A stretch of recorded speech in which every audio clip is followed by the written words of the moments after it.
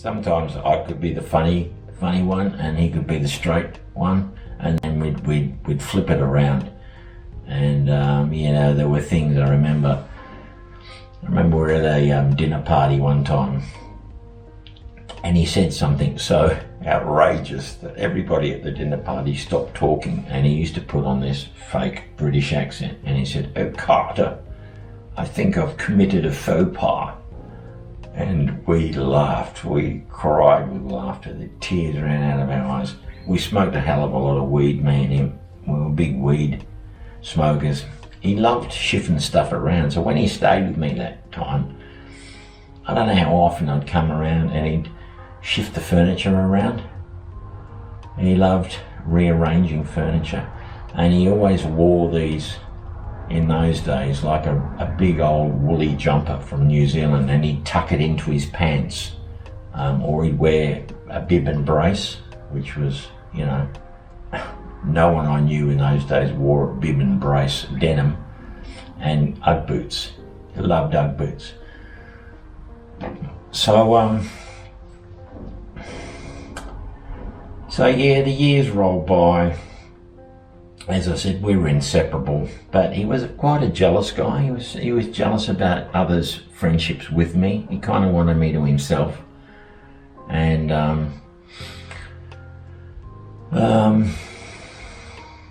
so there was a time, a couple of years after that business with the hole in the roof thing and the shotgun, that I was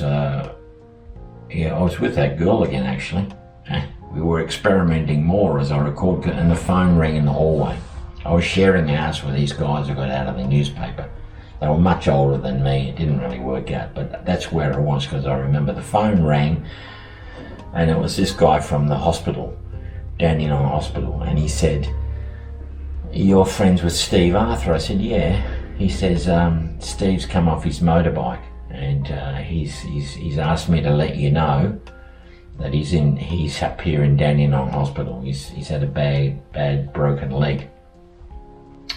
So I said, "Oh, okay." So I gathered the gang, you know, the guys and the girls that we went out with every weekend.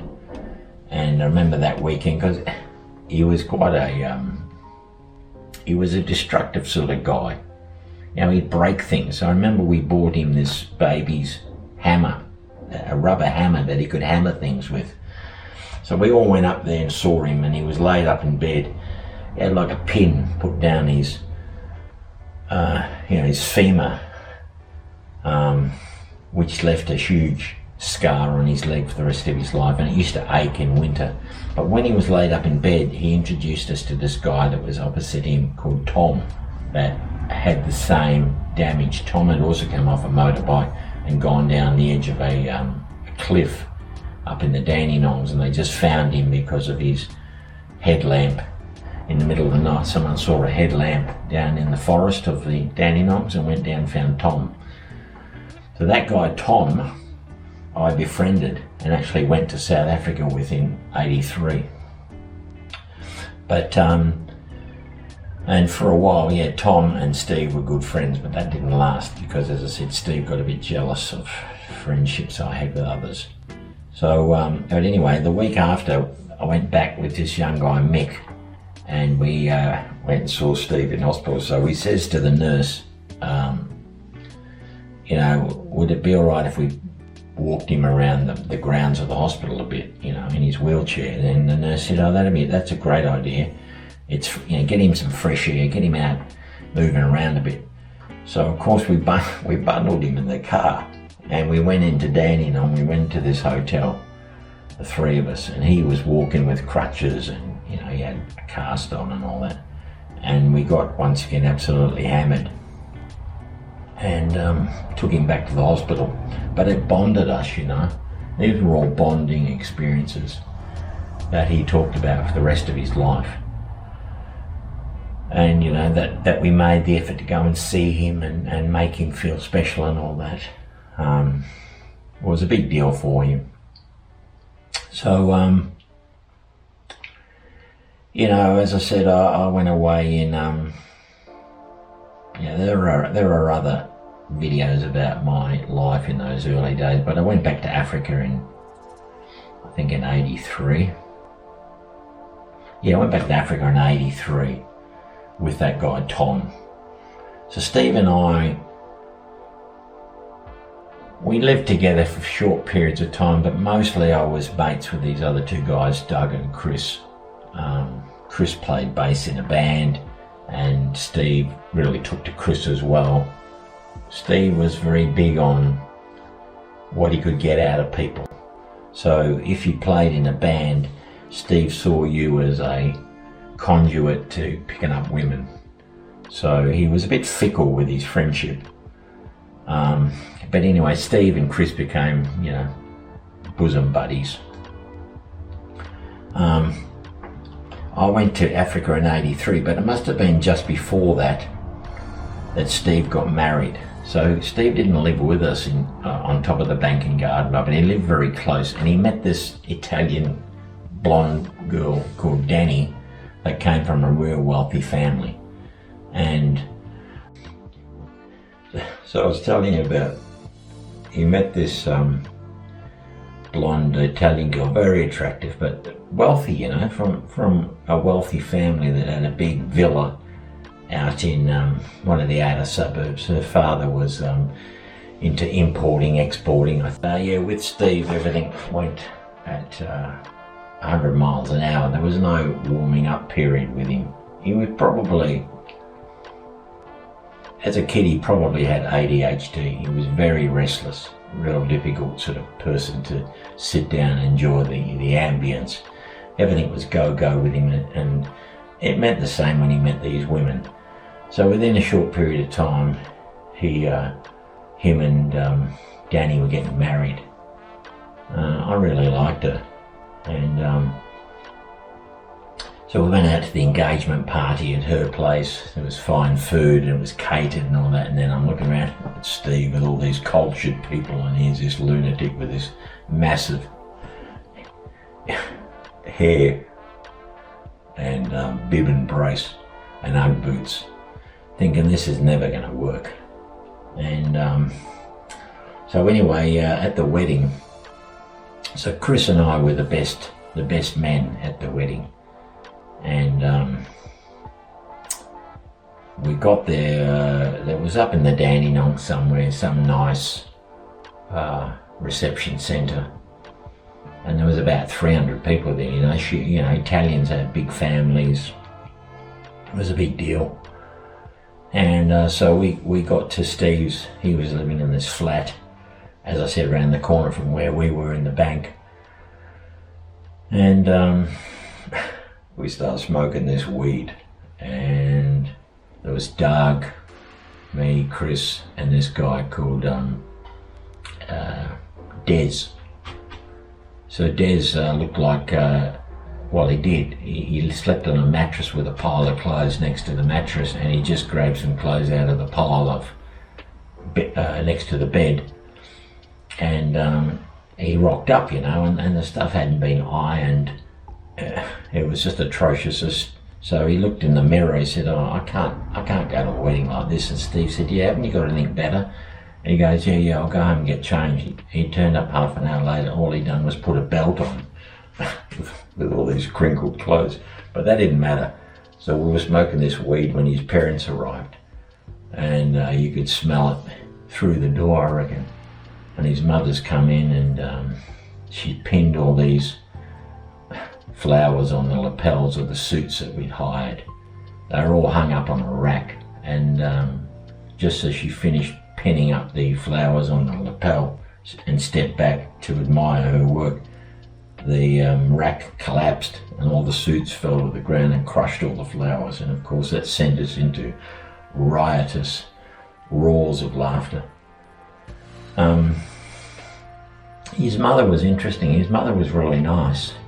She got married in the Bulawayo town hall. So my dad lived in Bulawayo in Rhodesia, and so she always maintained the accent. She had the South African or Rhodesian accent.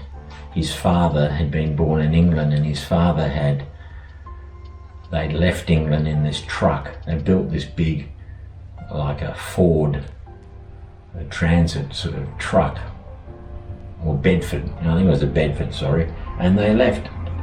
We're talking now in the 1950s or the late 40s, because his father was a teenager, and they left England and they took the ferry across to the north of Africa in this Bedford, and they made their way all down through the interior of Africa, you know, with sometimes building pontoons to float this Bedford across the Swollen River or the Congo River, and getting natives to come with ropes and pull them out of, you know, situations. And his father rode a horse one time to go to a village to get 100 Africans to come and help them. This is what his father told me one time. He's writing a book, I don't know if he ever did, but yeah, the mother was real nice, but the father and Steve were too much alike. They clashed heads all the time.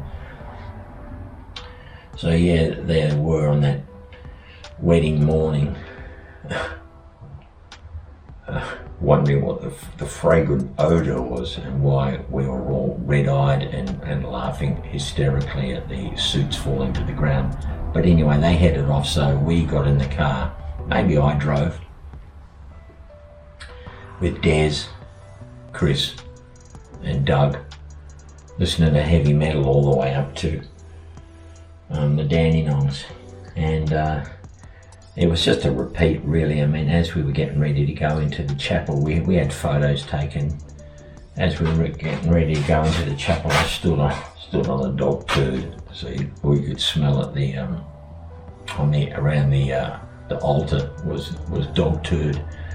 Steve burst out laughing, or giggled, I should say, when he was asked, you know, to say "I do," which boded pretty poorly for the future of the marriage.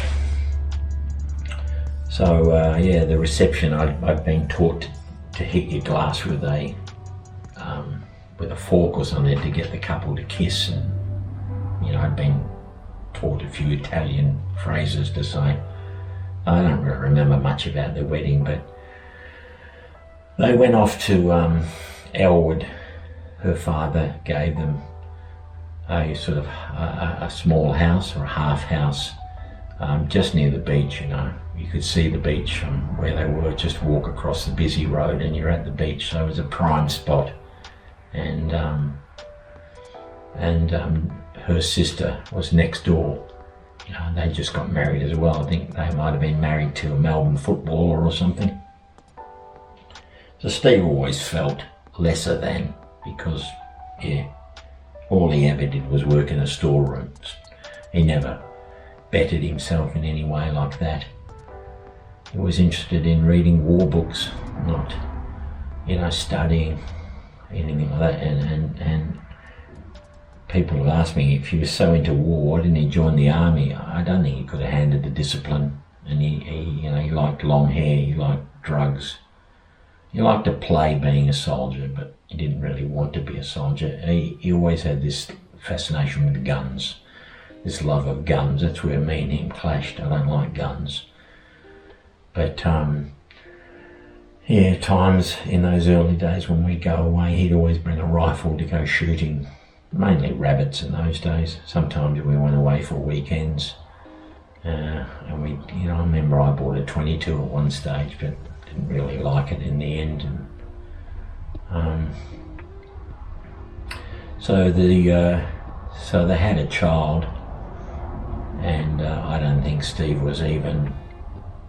I think Danny was in hospital and had the child, and I don't think Steve hung around. You know, I think him and Chris got in the car and went up to Sydney to party on in Sydney for a week while she was in hospital with the newborn baby. That's how I remember it. And so he was, what's the word? Immature.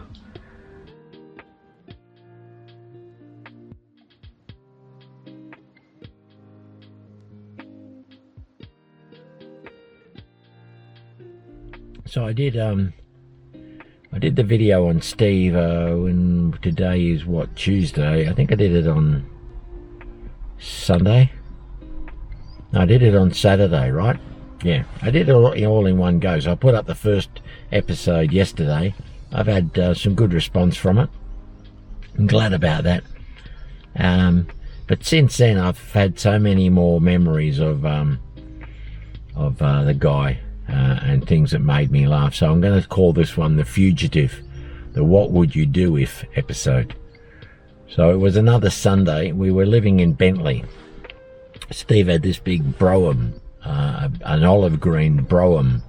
I didn't know what it was at the time, but it's another, I think it's a variation on a Monaro or something that Holden put out. Big throbbing V8.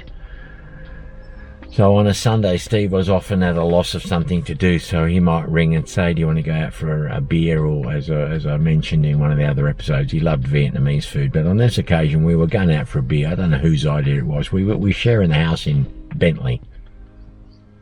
So we went out. There was Doug, Steve and myself. And I think we might have gone to St Kilda first, the Esplanade Hotel down there on the beachfront. And then on the way back, we stopped at the infamous McKinnon Hotel again, where we drank a hell of a lot more. Steve was driving. So a light rain began to fall while we were in the McKinnon. And then we left there. So we'd been drinking for most of the afternoon. And we got to this corner. Steve was a very good driver, but he could hoon around. He could... you know, be a bit nonchalant with road safety. So he took this corner and he floored it a bit, and the tail started coming out of the Brougham. Now there was a car parked on the opposite side, so if I'm driving and I'm Steve, over there on the pavement was an old beaten up Holden. I don't think it was even registered. I don't think there were any number plates on it, but the people that owned it were standing on their porch drinking and talking with friends. And as Steve came around this corner, the tail end of the Brougham, it spun out, and he lost control of the car, and we went over the nature strip, and we hit this parked Holden, right? I don't know why I did it. I was in the passenger seat, but I said, get the fuck out of here. And Steve floored it, and in trying to get off the pavement, we started fishtailing it, and we hit a tree. And he had to, but it's just a small tree, he had to reverse back. By this stage, they were running out of the house like furious redskins that you, like Custer encountered. We'd really, yeah, they were running out after us. They had plenty of time. They could have even gone in and got a pencil and a paper and written the radio down. That's how slow we were. He had to reverse back from the tree. I'm exaggerating. And then we took off. So we were only like 3 or 4 blocks away from home. We had to turn a corner, go round a block, and then we were halfway up the street and we were home. So he pulls into the driveway, and we had a garage. So he parks the Brougham in the driveway, in the garage, pulls the garage door down. So we go inside, the 3 of us. And first thing we do is get the bong out and the mix bowl. We make a mix. We're sitting there smoking bongs. And Doug was sitting facing the driveway with Steve on one side and me on the other. When Doug says, what would you do if there were police walking up the driveway? And Steve goes, I don't know, I'd probably run for it. And Doug goes, well, there's police walking up the driveway, and sure enough, there was these 2 cops with clipboards walking up our driveway towards the garage. So Steve just bolted out of the lounge and ran through the house into the backyard, flew over the garden fence, and in his own words, for a couple of hours he was pacing around, hiding out in the park, smoking cigarettes, pacing, wondering what to do.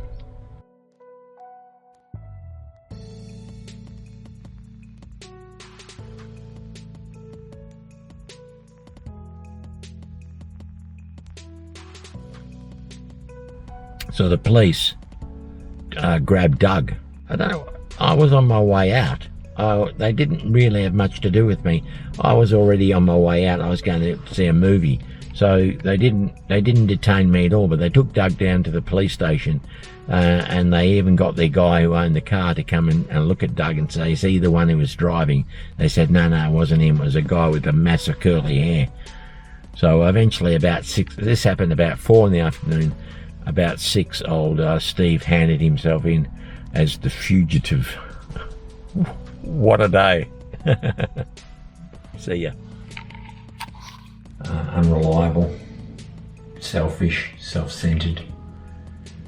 So the marriage didn't last too long, and he was out again playing the field. Another thing I remember, which I should have mentioned, was the night of the oh yeah, this is a must-tell story. So the night of the Bucks night. So before he got married, of course, I had to organise a Bucks night. So I hired this van from Budget or Avis, one of those car hire places, and you know, we were all going to go and see. We went to like a strip joint in Brunswick. So because I was driving, I couldn't drink, and but that was okay because we had bags of weed. So I went over to his place and parked the van in the driveway, and all these guys started rocking up. There was about 10 of them. They were rowdy from the time they got there, and yeah, they were drinking on, and we were smoking heaps of weed. That's a theme you're probably picking up on. So when it was time to go, I wasn't very good at driving anyway, but I started reversing out of the driveway, and these idiots in the back were hitting me in the back of the head with shoes, opening cans next to my ear, and they were yelling, stop, stop, stop. And I'd hit the brakes and stop and look around, and they'd all burst out laughing. But on the third occasion, stop, stop, stop, and I reversed into a parked car, which happened to be one of the guys that was in the van. But that ended up costing me a lot of money to get it fixed. None of the others wanted to chip in and help for the repairs. I tried to get out of it, but in the end, I ended up paying the repairs for it. But anyway, but that night, yeah, we went to the strip place. It was pretty lame. So we ended up in St Kilda, wandering around the upper esplanade. Me and him loved St Kilda. Places like Earl's Court, where the old ice skating rink used to be, the St Moritz, where my mum and her friends used to hang out as teenagers, had been turned into a band venue. We saw Uriah Heep, Motorhead. We saw so many bands there, Rose Tattoo. Yeah, I lost count of how many bands we saw. But it was a big venue. Anyway, so we were hanging around there looking for something to do. I think there was about 10 or 12 of us when this guy Nello turned up, and Nello played in the band. He had a gorgeous girlfriend, but it was the age of the hair metal. So Nello had a huge mass of hair, all the leather, leather pants and all that, the boots. And Steve, latched onto him, and the two of them went off to go to a brothel or something, And I always remember being hurt that Steve left me and ran off with this Nello to go and do a brothel, and he left me with all these guys in the bus and all that to myself. But anyway, that's how he was, as I said. Yeah, he could be a bit selfish at times, but so was I.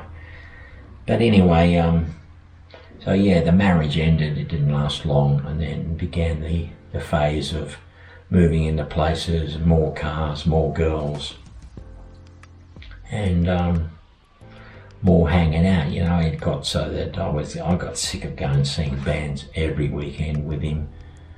That seemed to be all we ever did, was go and see bands. So when I came back in one of those African trips, 86 I think, I discovered reggae a bit.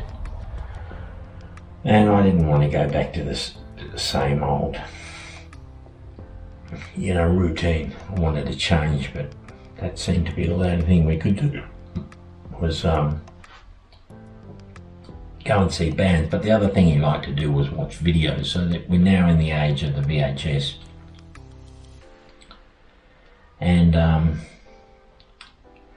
yeah, if he was going to stay at home, he'd get a dozen movies, and he'd be on the couch and go and see him, and he'd have his bucket of Red Rooster chicken and his pile of VHS tapes, and the bong, smoke his bong, and you couldn't talk. You'd be told to shut up if you talked during the movie, so it wasn't much fun there. So the next big event that I remember was the advent of Bindi, and I think this is about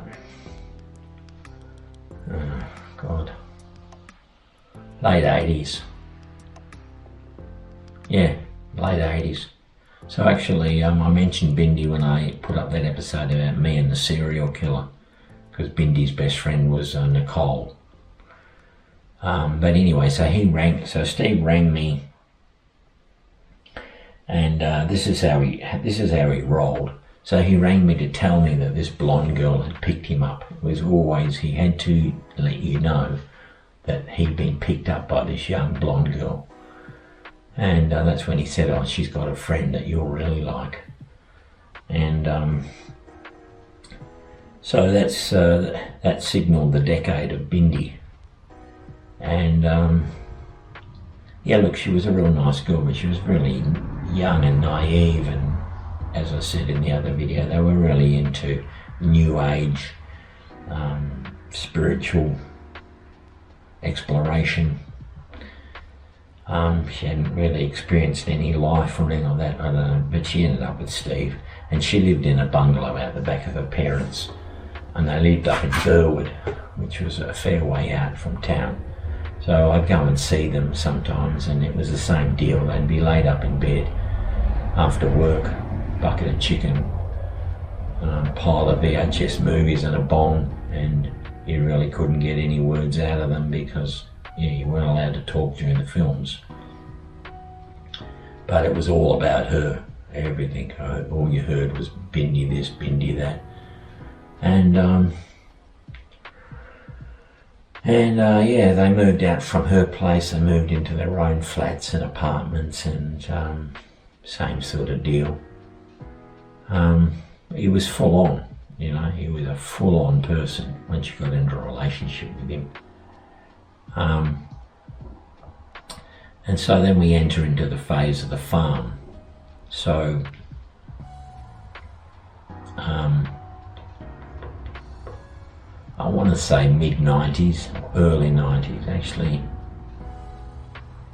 Yeah, I'm going to say mid to late 90s. He's bought this farm. I'd like to go there one day, actually. It's near a place called Nuji, right up in the forests. Real green, real high country up near Mount Bulbul. And as teenagers, we'd gone there a couple of times camping or shooting or something.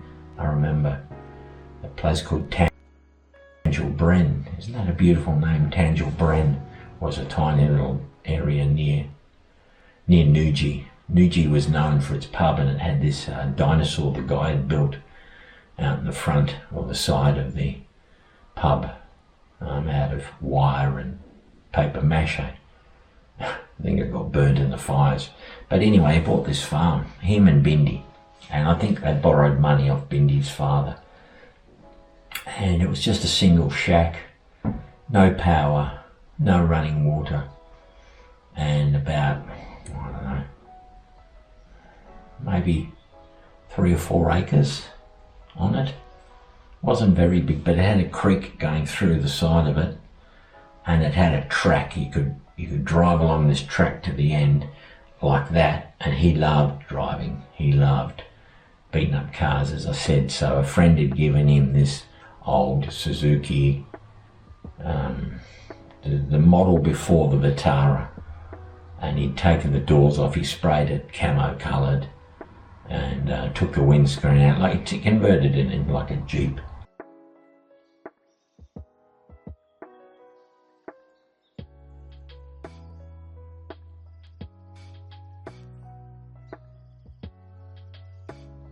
And he'd race along this track, flying airborne and taking corners. He'd drive it around. There was a dam a few farms up. And for a while, all you heard about was the farm. He was going to build chalets on there, Swiss-style chalets. He was going to organise hunting trips for wealthy, businessmen coming out to stay in these chalets. So he was going to do this and he was going to do that. Of course, he had no money. He was a storeman, and they were all pipe dreams, But one thing that he loved doing out there was hunting foxes, and he'd get up every morning, no matter what happened the night before. He'd be up at dawn or pre-dawn, checking his guns, oiling his guns, putting on his camos, and he'd go out stalking foxes. And he was very good at it. He had piles of fox skins that he used to tan. I went out with him a couple of mornings, and it'd be frosty, it'd be icy. I remember one morning we were out, and we came across some cattle, and they ran across this frozen creek, and you could hear the ice cracking with their hoofs as they thundered across. And I don't think I saw him get a fox that time, but most times I'd just sleep in, and he'd tap me on the shoulder at the farm, and he'd be holding a dead fox dripping with blood to show me, and proud as punch.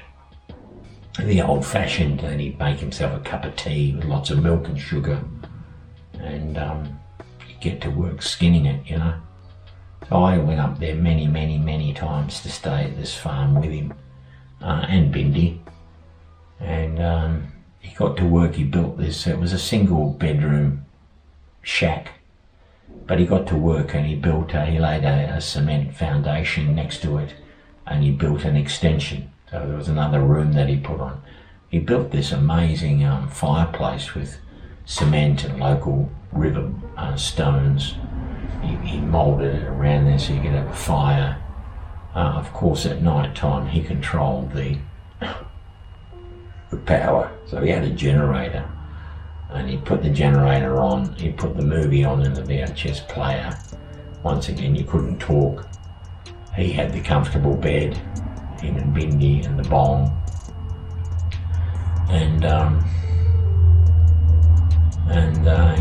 wherever you ended up sitting, you could watch the movie. But most times I wasn't really into sitting and watching these movies. I mean, his choice of movie was pretty poor, I figured. But I remember once he was sitting watching a movie, and he looked over and there was a mouse on the pantry shelf in this shack, and he casually leant down and he got his rifle from next to the bed and lined up and took a shot at this mouse inside this shack. So he's pretty crazy like that with the guns. As I said, the guns were quintessential to him. He had heaps of them. He had a 303 sort of army rifle. But so we talked a lot about army stuff, me and the Boer War, Zulu War, but I also knew, a fair bit about other military stuff, so we had that in common. But I was a pacifist, and he kind of loved playing war games. But I had fantastic times at that farm. Sometimes when he wasn't there, I'd borrow the keys, and I'd camp by the edge of the creek with it trickling water, and it was gorgeous there. The green ferns. He always said I could have one corner of this farm. He was going to gift me one corner of the farm, but it was sloped like that. But I had dreams of cutting into the slope.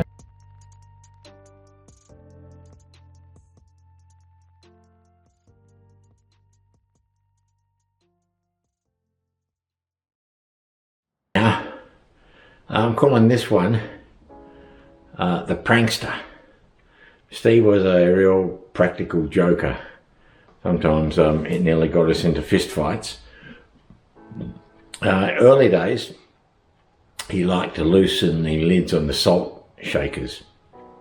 We'd go out for what they call a countery or a counter dinner in Australia, where you have dinner in a pub and they used to serve you at the counter or at the bar.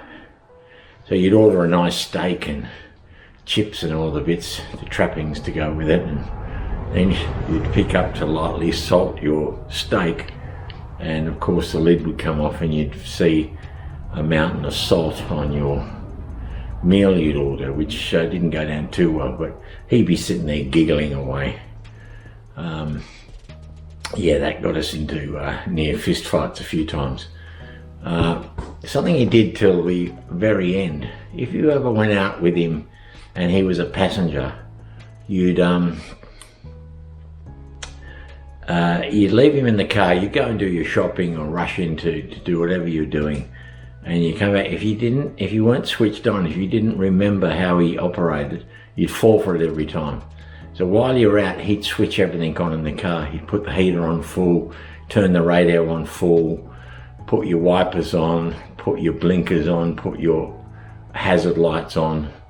And so when you jumped in the car and you turned the ignition key, everything came on at once. And you'd be scared out of your pants and trying to switch things off, and he found that hilarious. But the story today is the tatami room. And I was just thinking about it earlier on the way back from shopping. I was still laughing about it. It's kind of unfortunate if you're at the receiving end, but Steve didn't think too much about that. The jokes mostly were at other people's expenses. So anyway, a group of us went to this Japanese restaurant in Collingwood. I think it was Smith Street, Collingwood. Now, a tatami room in a Japanese restaurant is a sort of, like those Japanese paper walls. They got the mats on the floor, and you go in, and I can't remember whether you sit with your feet dangling into this pit. You have about 8 or 10 people can fit in the tatami room, and they pull the door closed, so you've got a bit of privacy. And so a group of us went into the one tatami room, or whether you sat cross-legged on the mats, I can't remember, but it doesn't matter. For the essence of the story, all you got to know is you had to take your shoes off to go into the tatami room, right? So next to our room was another one. We could hear another group of boisterous people, 8 or 10 of them. So we finished before them, and we crawled out. There was a little corridor where all our shoes were lined up, and there's Steve, and he goes, Carter, and look at this. And he crawled over to, there was a whole pile of these other people's shoes. So let's say there were 10 people in there, right? Let's say maybe there were a couple just wearing sandals or something. Let's say there were 7 pairs of shoes. That's 14 shoes with 2 sets of laces each. That's a lot of laces, right? So he tied them all up together in this big ball like that, and he pulled it from all angles, so the ball was so tight with all these shoelaces tied together. Those poor people, when they wanted to leave the restaurant, would have spent so long trying to unravel their shoes with this fucking idiot who'd done up their shoelaces. The tatami room incident. What were you thinking, man?